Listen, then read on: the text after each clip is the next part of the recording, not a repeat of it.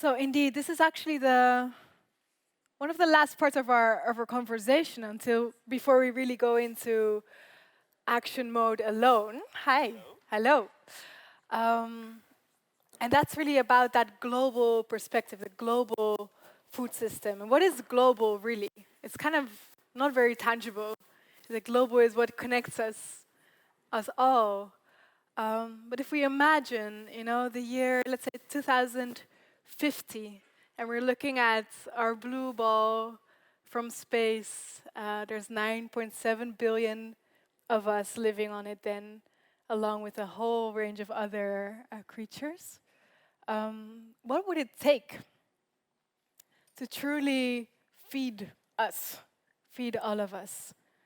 Which big ideas that are only ideas now, need to really become reality for that to work, to feed 9.7 billion people by then in harmony with everything else that's living on Earth, not taking, but regenerating. And I'm really excited to speak about this with three fantastic guests that I'm going to invite up to the stage to be here with me. David Klinge. Yes. Yeah. Jump on. We're gonna just sit here, yeah. Danush Dinesh. Yeah. And Rebecca Sarku, please join us. Can we be a little bit more excited about this? Yeah, woo! Perfect. You want to sit at the last one? And yeah, however you like. All right. So I thought I was carrying the big plant, but you did not allow me. Yeah, I feel you can still do that if you like. I wish. Do you want to just grab one now? Let's start. Yeah, let's do it. Do you want to grab like the biggest one, David? Let me grab this big thing. Yeah, I think it's too. And then. Yeah, this is also good. Yeah, yeah, yeah. You can take a bit more than that. He's saying, yeah. Let's leave it. Let's leave it. I thought I'd make a small little joke, but then no, I end up carrying all this plant. Here, yeah. I sit down and be quiet. Great, thank you, Bente. All right, so let me introduce all of you. Danush, over the past decade, actually, you've worked in several countries to realize more ambitious climate action in agriculture, forestry, energy sectors, a lot of different sectors. And last November, COP26, who was there? Well, Danush was there, exactly, and one more person. He founded Climb Eats, which is a think and do tank for food and climate that links science to policy to accelerate action. So thank you so much for being here.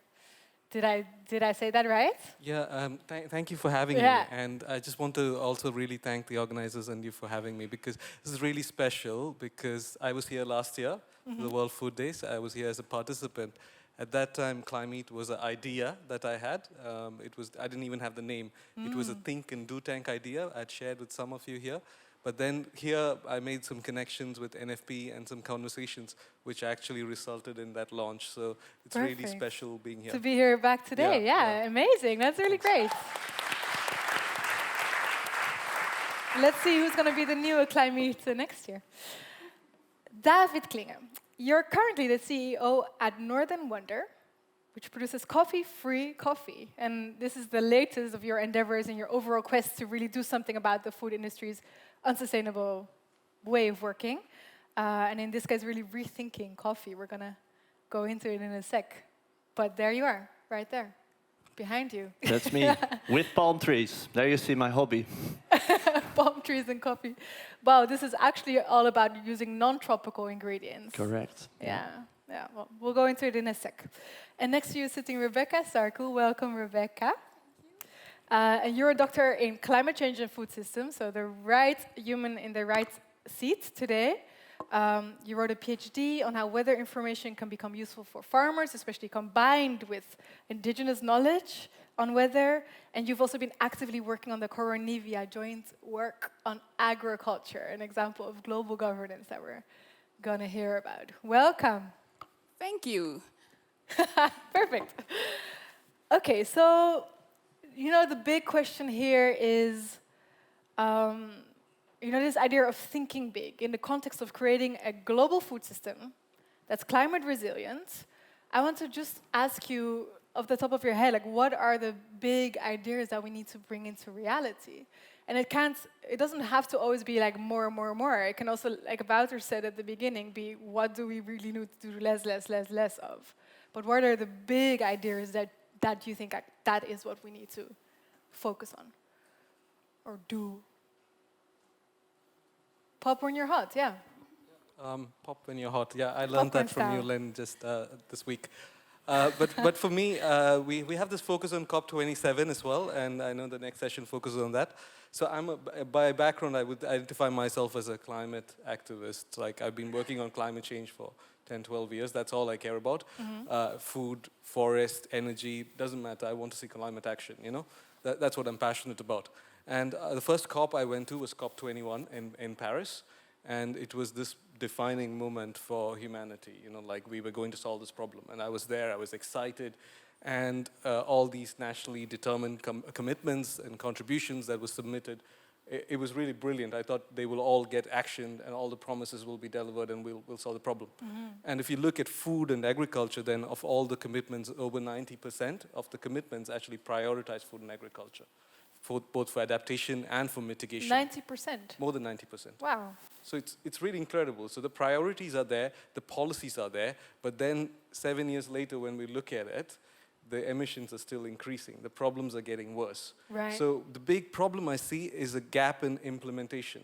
Right. And there's this quote, which is one of my favorite quotes, which I learned during my PhD, is that culture eats strategy for breakfast. Culture eats strategy for breakfast. Yeah. Have you heard that? I think I have, yeah. But I find it like, so you can have all the strategies, and it also applies for policies and plans. You can have that.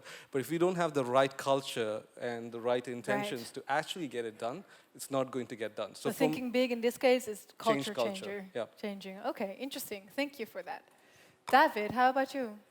So, well, I worked as a sustainability manager for big retailers,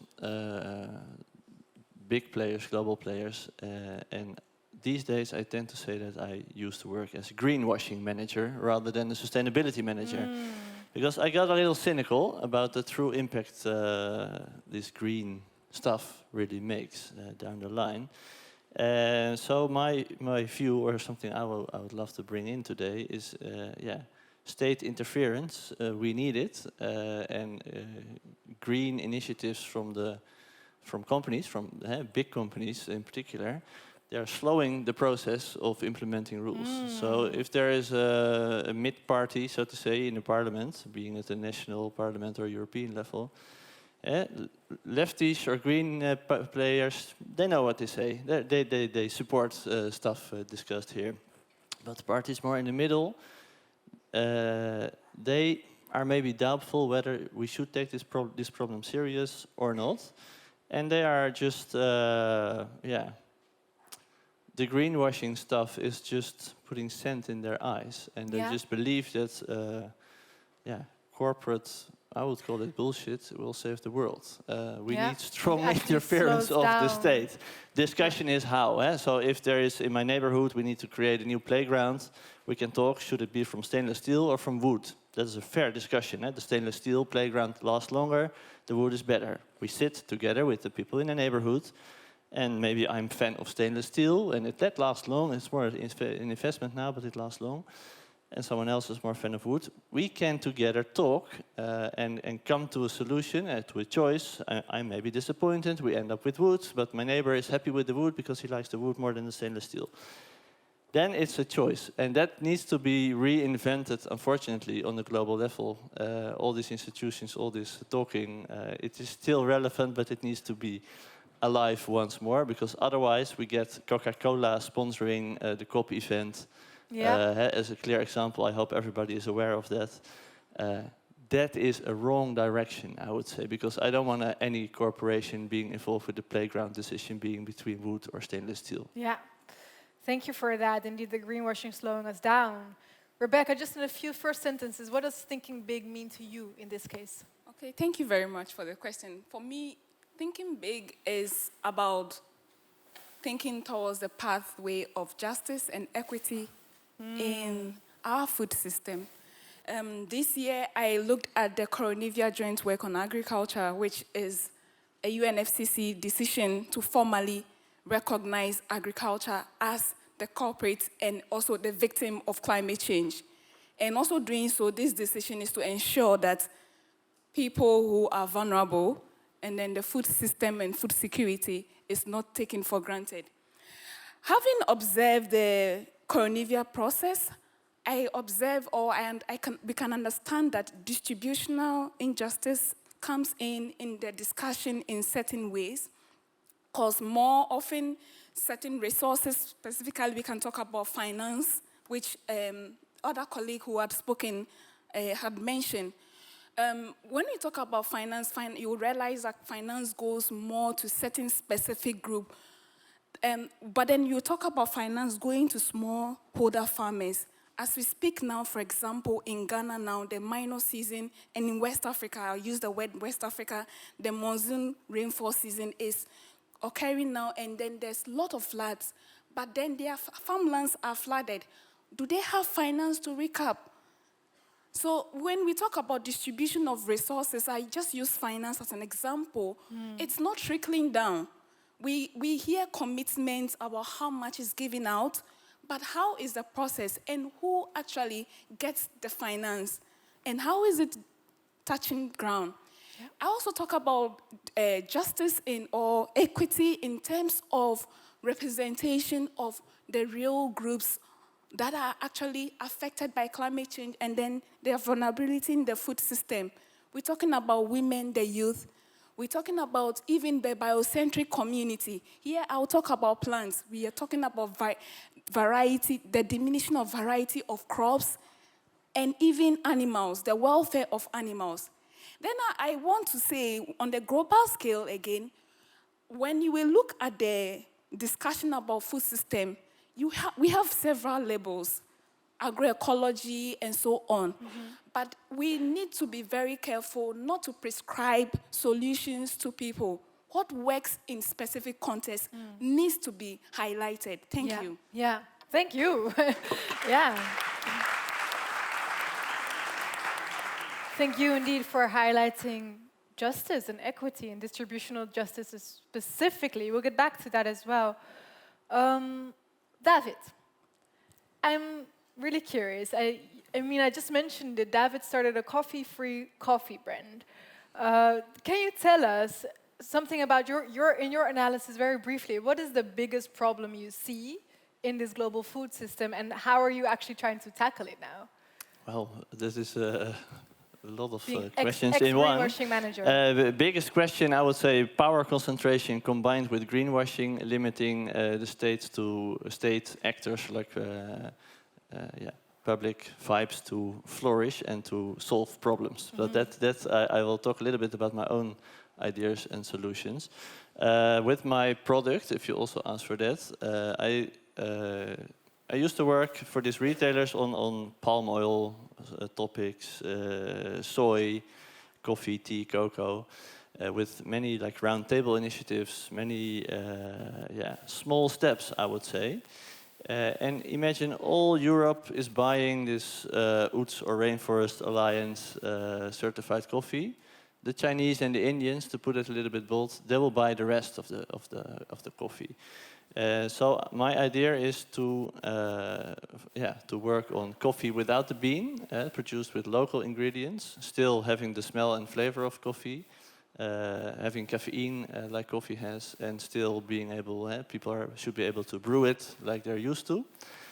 So it should be seen as a meat alternative for animals, for meat. This is coffee and a coffee alternative for coffee. And I do that because coffee is one of the drivers of deforestation. We all know about problems with palm oil and soy being the number 1 and 2 drivers of deforestation. But coffee is an increasing evil force, one could say, for deforestation. That is not always the case. In some cases, more coffee growing is even capturing carbon or is a biodiversity promoting crop. But down the line, yeah, coffee is today number 6 deforestation forces, and I try to do my bit to change that. Yeah. So that is a little bit about my own actions. That's one of your ingredients, I believe, behind you.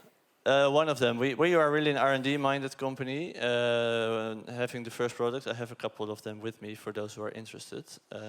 But yeah, so I'm also a little bit curious. How you want this story to be blended in the program today? I can talk passionately about it. What I feel is really important about is that you're pointing out we're actually with your coffee in the West consuming this type of coffee.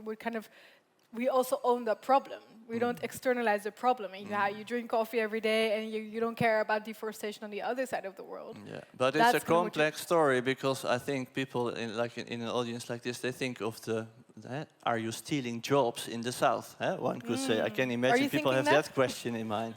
Yeah. Yes, they are. And they are, okay.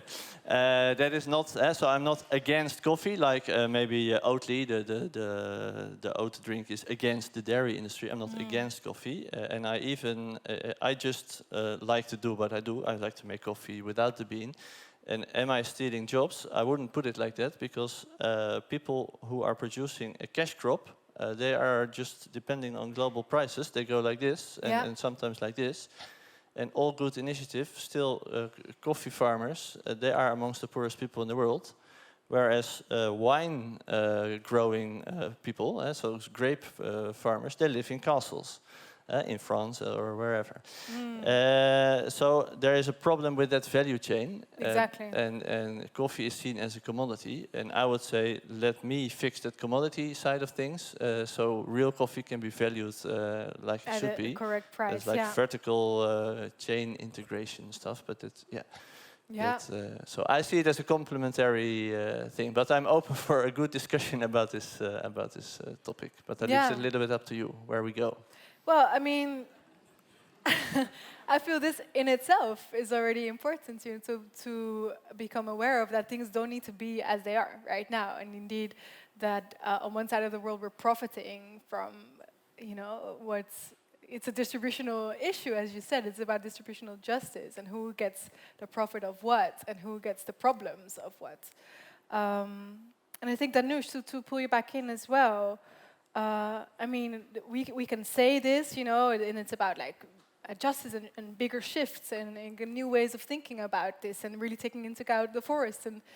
But policy right now is often slowing us down more, it feels like, than really accelerating these big ideas and helping us forward, is how I experience it in any case. So how do you think policy can become even more of a catalyst in actually, taking the ideas that are alive, the shifts that are, budding, and actually making it real?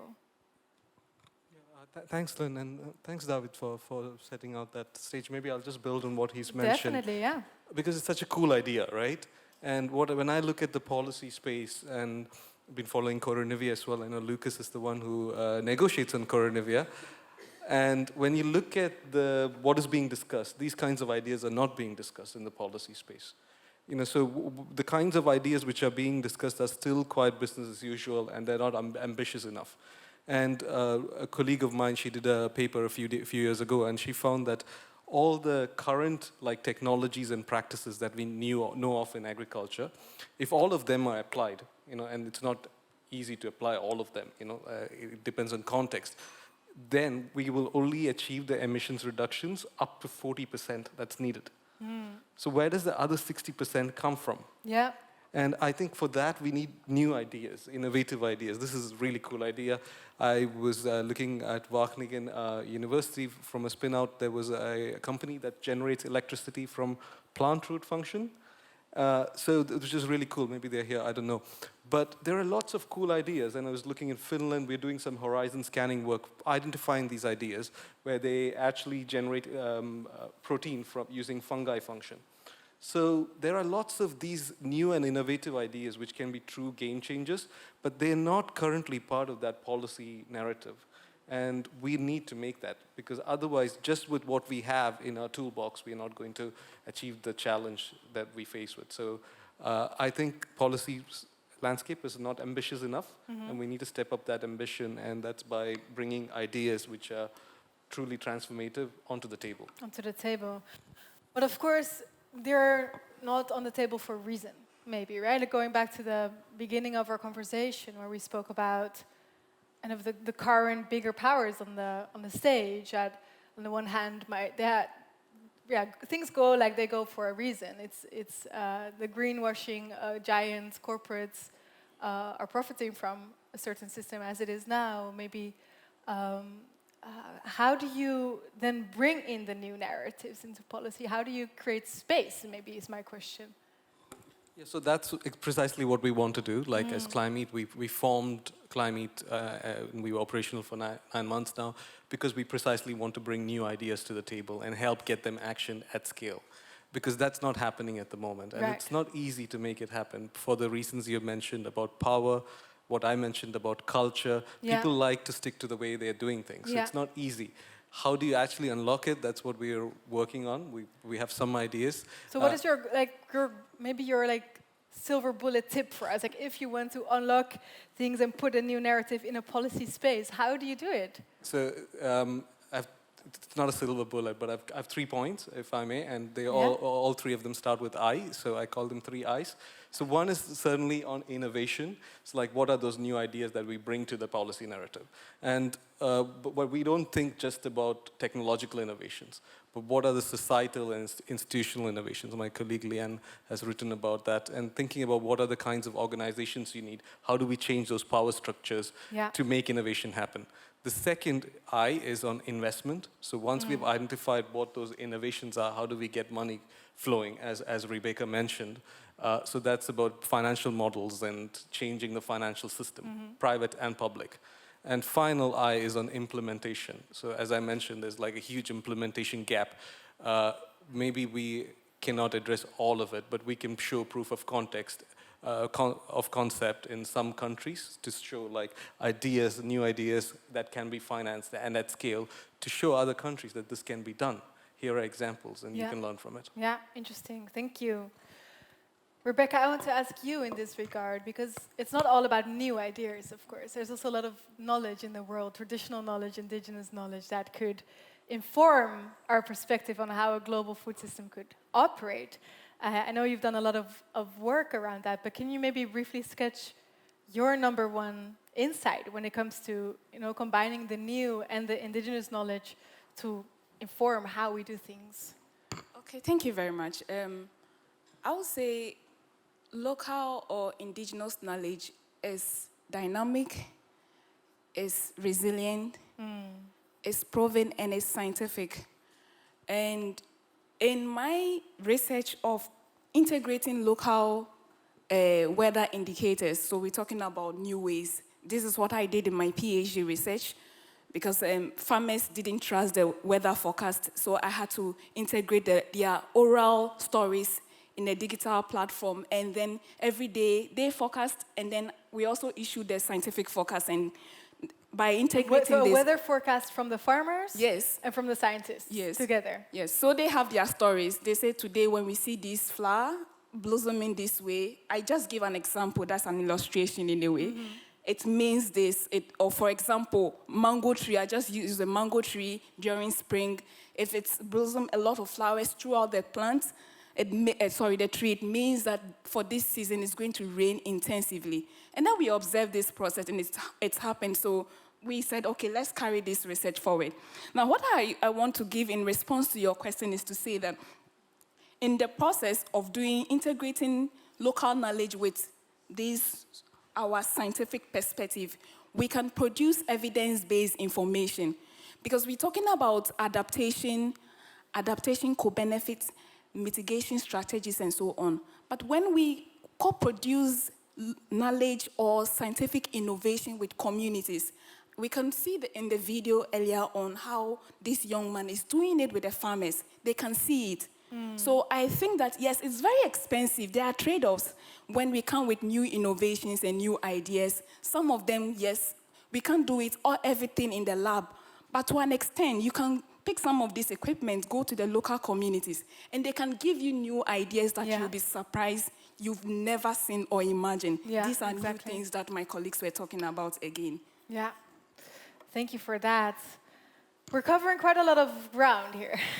I mean, it is neat about this larger perspective, and you know, you spoke about these kind of foundational things that we need to shift our culture to really appreciate that when we've achieved something or implemented something, then we're successful, and not be okay with like greenwashing or hearing ourselves just say things and really we see it's not happening or only for 40%. Or we spoke about these new ideas like what David is working on now, just like change the game and see what happens, like see what shifts when you do and have the conversations then about it indeed, but also not doing away with the knowledge that we have and really grounding your thinking in what people know and what people experience and what you said earlier about it's so contextual, you know, like solutions do not just work because we thought of them, they need to work in a context.